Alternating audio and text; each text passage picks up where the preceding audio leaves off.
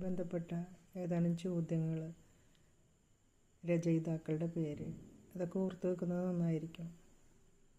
നാടകീയം ആരുടെ കൃതിയാണ്? കൈനിക്കര കുമാരപിള്ളയുടെ കൃതിയാണത്. MT രചിച്ച ബോധധാര നോവൽ ഏതാണെന്ന് ചോദിച്ചാൽ മഞ്ഞ് തന്നെയാണ് അതിൻ്റെ പേര്. തകഴിക്ക് വയലാർ അവാർഡ് ലഭിച്ച നോവൽ കയറാണ്. വൈത്തിപ്പട്ടർ അത് ഏത് നോവലിലെ കഥാപാത്രമാണ്?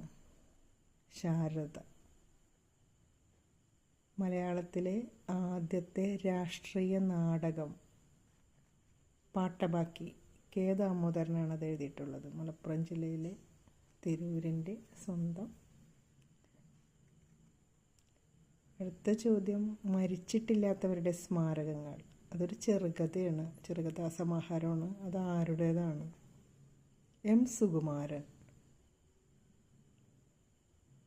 മൃത്യുഞ്ജയം കാവ്യജീവിതം അത് ആരെക്കുറിച്ച് എഴുതിയിട്ടുള്ള പുസ്തകമാണ്? ആശാനെ കുറിച്ചിട്ട്, കുമാരനാശാനെ കുറിച്ചിട്ടുള്ള പുസ്തകമാണത്. മാണിക്യൻ എന്നൊരു ചെറുകഥയുണ്ട്, അത് ആരെഴുതിയതാണ്? ലളിതാംബിക അന്തർജനത്തിൻ്റെയാണ്. പൊൻകുന്നം വർക്കിയും എഴുതിയിട്ടുണ്ട്, പക്ഷേ ലളിതാംബിക അന്തർജനത്തിൻ്റെ പ്രസിദ്ധമായ ചെറുകഥയാണ് മാണിക്യൻ. ഭാർഗവീ നിലയം